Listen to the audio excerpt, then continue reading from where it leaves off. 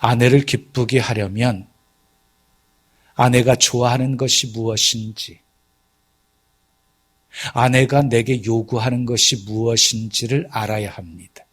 남편을 기쁘게 하려면 남편이 좋아하는 것이 무엇인지, 남편이 내게 뭘 요구하는 것인지 알아야 합니다. 마찬가지로 우리가 하나님을 기쁘시게 해드리려면 하나님이 좋아하시는 것이 무엇인지, 내게 원하는 것이 무엇인지, 내게 요구하시는 것이 무엇인지를 알아야 합니다. 여러분은 신앙생활을 무엇이라고 생각하십니까? 신을 통해 나의 욕구를 채워서 이 땅에 살아가는 동안 행복하게 살아가는 것입니까? 물론 그것은 신을 믿는 모든 사람들의 보편적인 생각입니다. 그러나 하나님을 믿는 우리는 달라야 합니다. 그냥 달라고만 요구하는 어린아이 신앙에서 이제는 하나님의 요구가 무엇인지를 알아채워드리는 성숙한 신앙으로 발전해야 하는 것입니다. 아멘. 그래야 어떤 상황 속에서도 흔들리지 않고 넘어지지 않습니다. 여러분, 출애굽한 이스라엘 백성들을 보세요. 광야에서 얼마나 하나님의 놀라운 은혜를 많이 체험했습니까? 그럼에도 조그만 사건이 터지게 되어지면 하나님을 향해서, 모세를 향해서 원망 불평을 쏟아놓습니다. 그 이유가 무엇이었습니까? 이스라엘 백성들에게는 요구만 있었기 때문이에요. 늘 달라고 요구만 하고 있었기 때문이에요. 여러분들의 신앙의 모습은 어떠십니까? 달라고만 요구하는 신앙이 이제 하나님의 요구를 채워드리는 신앙으로 달라지기를 예수님의 이름으로 축원합니다. 신명기는요, 모세가 죽음을 앞두고 모압 평지에서 이스라엘 백성들에게 마지막 고별 설교한 내용이에요. 1차 고별 설교, 2차 고별 설교, 3차 고별 설교, 그리고 마지막 유언으로 돼 있어요. 그게 신명기예요. 자, 출애굽한 이스라엘 백성들과 40년 동안 광야에서 함께 생활한 모세는 누구보다도 이스라엘 백성들을 잘 알고 있었어요. 하나님이 약속하신 가나안 땅에 들어가서 복된 삶을 살기 위해 정말 필요한 것이 무엇인지를 알았어요. 그래서 이스라엘 백성들에게 하나님이 요구하시는 것이 무엇인지를 지금 말씀하고 있습니다. 여러분, 성경은요, 하나님의 계시의 책이에요. 성경 속에 하나님의 요구가 다 담겨져 있습니다. 하나님의 요구를 모르고 섬기잖아요. 하나님의 요구를 모르고 섬기게 되어지면 내 딴에는 하나님을 기쁘시게 해드린다고 열심을 내었는데 오히려 결과는 정반대일 수가 있는 것입니다. 자, 사울왕을 보십시오. 아멜렉을 쳐서 진멸하라고 명령하셨어요. 그 명령에 순종해서 아멜렉을 쳐서 진멸해요. 그런데요, 소와 양의 좋은 것을 남겨두어요. 사무엘 선지자를 통해서 지적을 받아요. 왜 남겨두었느냐고. 그랬더니 제사를 드리려고 남겨두었다고 변명을 하게 되어집니다. 이 사건으로 말미암아 사울왕은 버림을 받아요. 왕이 하나님의 말씀을 버렸으므로 하나님도 왕을 버렸다 하는 선고를 듣게 되어져요. 그때 나온 유명한 말씀이 이것이지요. 순종이 제사보다 낫고 듣는 것이 순양의 기름보다 나으니. 그렇습니다. 내 생각대로, 내 좋을 대로 행동하면 안 됩니다. 주님이 요구하시는 대로, 말씀하신 대로 우리는 순종하며 살아야 하는 것입니다. 자, 하나님이 우리에게 왜 요구를 하실까요? 우리에게 요구하시는 목적이 무엇일까요? 본문 13절에 있어요. 함께 읽어요. 내가 오늘 내 행복을 위하여 내게 명하는 여호와의 명령과 규례를 지킬 것이 아니, 잘 보세요. 내가 오늘 네 행복을 위하여, 하나님의 행복을 위하여 우리에게 명령하시는 것이 아니에요. 우리의 행복을 위하여서 주님이 명령하고 계시는 거예요. 우리는 신앙생활하면서요, 오해하는 것 중에 하나가요, 하나님의 명령과 규례는 하나님을 위한 명령인 것처럼 우리가 오해하고 있다는 거예요. 아니에요. 우리 행복을 위해서 우리 주님이 명령하고 계시는 거예요. 또 한 가지 오해는요, 하나님의 명령과 규례를 지키는 것이 어렵다라고 생각하는 거예요. 어렵다라고. 아니에요. 하나님이 이렇게 말씀하셨어요. 신명기 30장 11절과 14절 말씀 함께 읽어요. 시작. 내가 오늘 내게 명령한 이 명령은 내게 어려운 것도 아니요 먼 것도 아니라 오직 그 말씀이 내게 매우 가까워 내 입에 있으며 내 마음에 있은즉 내가 이를 행할 수 있느니라 그랬어요. 보세요. 하나님의 명령은 어렵지 않다고 분명히 말씀하고 있지요. 하나님의 말씀은 멀리 있는 것이 아니라 가까이 있어서 내 입에 있고 내 마음에 있기 때문에 행할 수 있다고 말씀하고 있는 것이지요.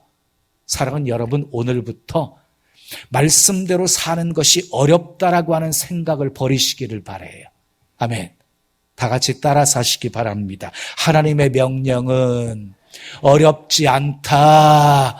하나님의 명령은 능히 지켜 행할 수 있다. 아멘.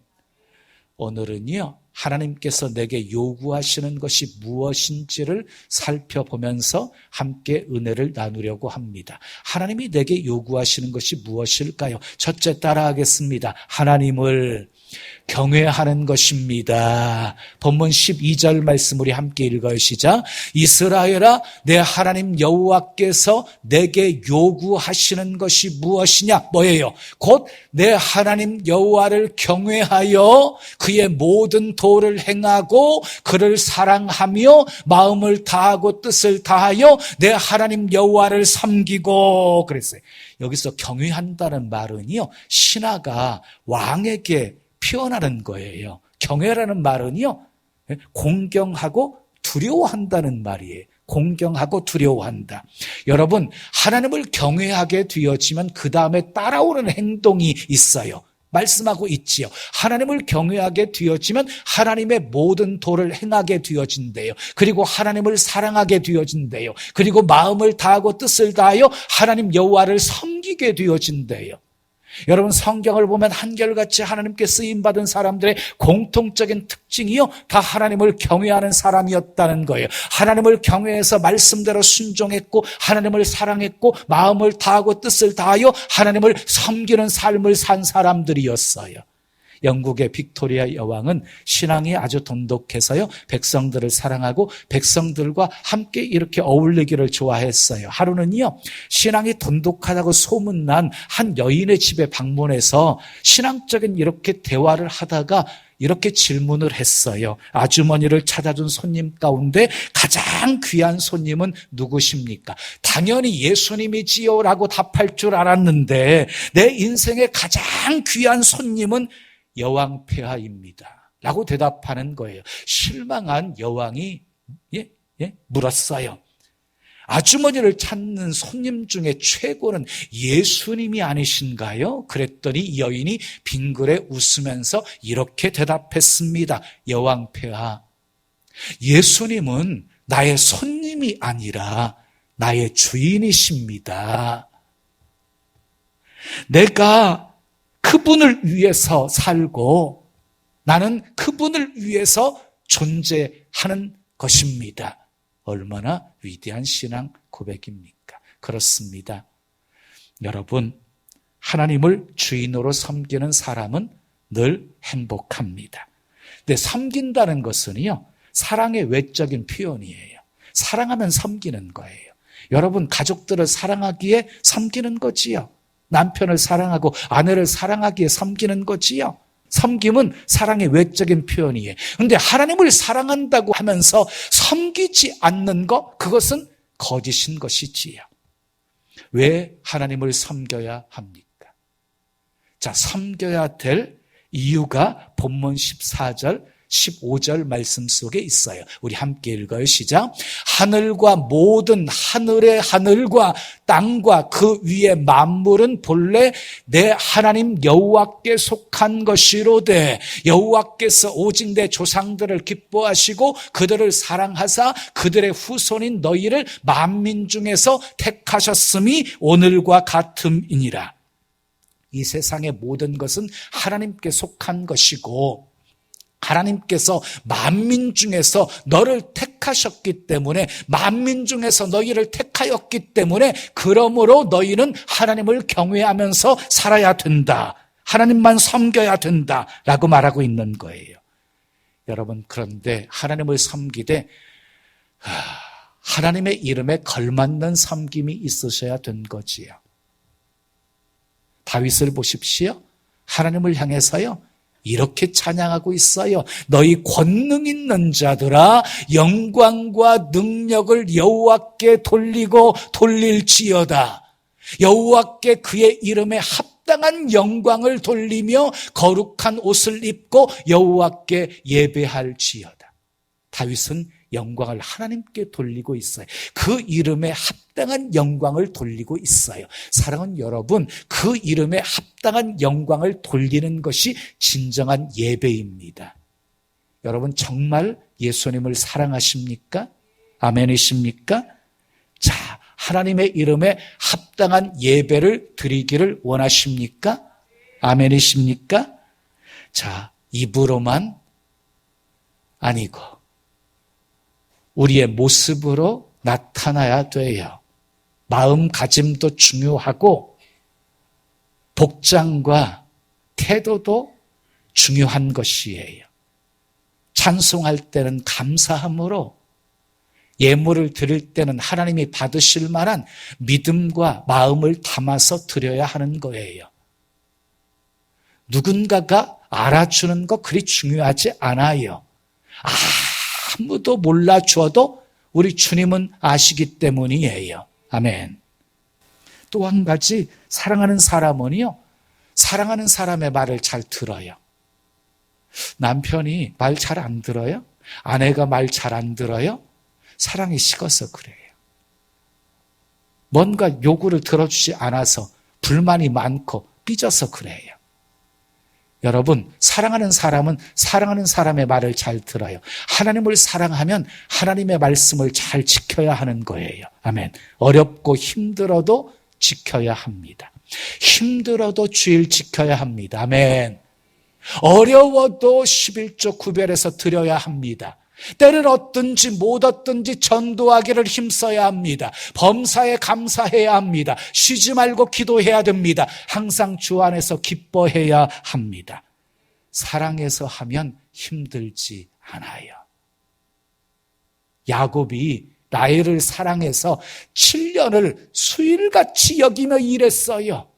사랑했기에 힘들지 않았던 거예요. 사랑하는 여러분, 하나님을 경외함으로 말씀 지키시고 하나님 사랑하시고 마음을 다하고 뜻을 다하여 하나님 섬기시기를 예수님의 이름으로 축원합니다. 두 번째 요구 따라합시다. 마음에 할례를 행하는 것입니다.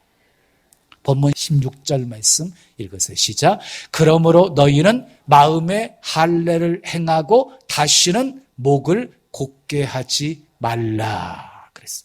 하나님이 중요하게 보시는 것은요, 우리의 마음이에요. 마음의 할례를 행하라 그랬거든요. 마음의 할례가 무엇인가요? 마음의 할례가 무엇인가요? 성령으로 죄를 다 씻어버리고 변화를 받아 새로워진 그런 심령을 말하는 것이에요. 그렇게 되면은요, 마음이 할례를 받게 되어지면 목이 고든 백성이 아닌 겸손한 백성이 되어진다는 것이에요. 이스라엘 백성들은 자기 몸에 할례 표시를 갖고 있는 거, 자부심을 갖고 있었어요. 근데 마음에 할례를 받지 못해서 목이 고든 백성들이었어요. 겉으로는 하나님을 사랑하고 겉으로는 율법을 다 지켜 행하는 것 같았는데 하나님을 경외하지 않았고 하나님의 말씀대로 순종하지 않았고 자기 좋을 대로 자기 편리한 대로 살았던 사람들이었어요. 그래서 결국 적의 침략과 기근과 전염병과 그리고 바벨론의 포로로 잡혀가게 되어진 것입니다. 자, 우리는 마음에 할례를 행해야 합니다. 그래서 하나님이 기뻐하시는 것은 나도 기뻐하고, 아멘. 하나님이 싫어하시는 것은 나도 싫어해야 합니다. 그런데 마음의 할례를 누가 베푸신다고 하셨어요? 하나님께서 베푸신다고 하셨어요. 자, 신명기 30장 6절 말씀 읽어요. 시작. 내 하나님 여호와께서 내 마음과 내 자손의 마음의 할례를 누가 베푸신대요? 여호와께서 할례를 베푸사 어떻게? 너로 마음을 다하며 뜻을 다하여 내 하나님 여호와를 사랑하게 하사 너로 생명을 얻게 하시. 이 말씀 속에요, 마음의 할례를 하나님께서 베푸시는데 마음의 할례를 베푸시는 이유가 소개되어져 있지요. 이유가 어떻게? 너로 마음을 다하며 뜻을 다하여 내 하나님 여호와를 사랑하게 하시려고, 또 생명을 얻게 하게 하시려고 마음의 할례를 베푸신다 그랬어요. 그러므로 우리가 마음의 할례를 받아야 하나님을 뜨겁게 사랑할 수 있는 것입니다. 자, 마지막 세 번째 요구 따라 하겠어요? 불쌍한 이웃을 사랑하는 것입니다. 본문 17절에서 19절까지 말씀 읽어요. 시작. 너희의 하나님 여호와는 신 가운데 신이시며 주 가운데 주시여 크고 능하시며 두려우신 하나님이시라. 사람을 외모로 보지 아니하시며 뇌물을 받지 아니하시고 고아와 과부를 위하여 정의를 행하시며 나그네를 사랑하여 그에게 떡과 옷을 주시나니 너희는 나그네를 사랑하라. 전에 너희도 애굽 땅에서 나그네 되었음이니라 그랬어요. 자, 모세는요, 먼저 하나님이 어떤 분이신지를 소개해요. 하나님은 외모 보지 않으시는 분, 뇌물을 받지 않으시는 분, 그리고 고아와 과부를 위해서 정의를 행하시는 분, 그리고 나그네의 모든 필요를 채워주시는 분이라고 소개해요. 그러면서 너희도 나그네였던 것을 기억하라고 말해요. 너희도 나그네였던 것을 잊지 말라고 해요. 그러면서 나그네를 사랑하라고 합니다. 여기 나오는 과부, 고아, 나그네는 어떤 사람들입니까? 힘없는 자, 버림받은 자, 스스로의 힘으로는 살아갈 수 없는 자, 도움이 절실하게 필요한 자, 불쌍한 이웃들을 말하는 것입니다. 하나님이 그들을 돌보고 사랑하라고 우리에게도 명령하고 계십니다. 본문 이어지는 22절 말씀 함께 읽어요. 시작.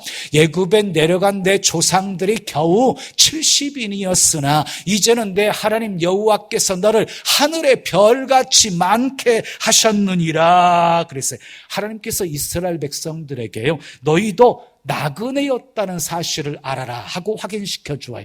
너희가 나그네 되었을 때, 애굽에 내려갈 때 70인이었으나 가나안에 올라올 때는 하늘의 별같이 많게 되었다. 하나님께서 은혜 베푸셔서 큰 민족을 이루게 하신 것이다. 그러기에 불쌍한 이웃들을 도우며 살아라, 사랑하며 살아라. 한마디로 받은 것 갚아주라는 말씀이었어요. 저는 이 말씀을 보면서 우리 한국에 와서 일하고 있는 외국인 노동자들에 대해서 우리가 어떻게 되어야 하는지 하나님께서 너무너무 분명하게 말씀하고 있다고 생각을 해요. 우리 한국도요, 지금부터 막 50여 년 전쯤 올라가게 되어지면 이방 땅 외국에 가가지고 온갖 수모와 멸시천대를 받으면서 달러를 벌어야만 했던 그 아픈 과거가 있었던 민족이 우리 민족입니다. 근데 지금은 경제적으로 대국이 되었습니다. 수많은 나라에서 외국인 노동자들이 와가지고 일을 하고 있습니다. 그 숫자는 앞으로 더 많아지게 되어질 것입니다. 하나님은 그들을 돌보고 사랑하라고 말씀하고 계십니다. 나그네로 살았던 과거를 생각하며 나그네를 사랑하라고 하십니다. 저는 또 이 말씀을 생각하면서요, 북한이 자꾸 마음에 걸렸어요. 살 수 없는 땅에서 살아보겠다고 중국으로 탈북하는 사람들, 목숨 걸고 탈북하는 거지요. 그리고 먹을 것이 없어서 굶어 죽어가고 있는 우리 북한 동포들이 마음에 걸려요. 제가 오래전에 중국 단동에 갔을 때요, 가장 가까이에서 북한을 봤어요. 그냥 산들이 많이 있었는데요. 산들이 다 벌건 민둥산이에요. 겨울에 땔감이 없으니까 추우니까 그 나무를 다 베어다가 땔감으로 쓰고요. 그 산에다가 뭔가 좀 심어서 먹으려고 개간했기 때문이었어요. 다 벌건 민둥산이에요. 저녁에 보니까요. 이 중국 단동은 막 화려하잖아요. 그런데 저쪽 북한은요. 빛 하나 찾아볼 수 없는 암흑천지였어요. 정말 가슴 아팠어요. 그들을 도울 수 있는 길을 열어달라고 기도하고 있어요. 북한이 속히 열려서 복음 들고 그 땅을 밟는 날이 속히 올 수 있게 해달라고 기도하고 있어요. 열리는 순간 저는 그리 갑니다.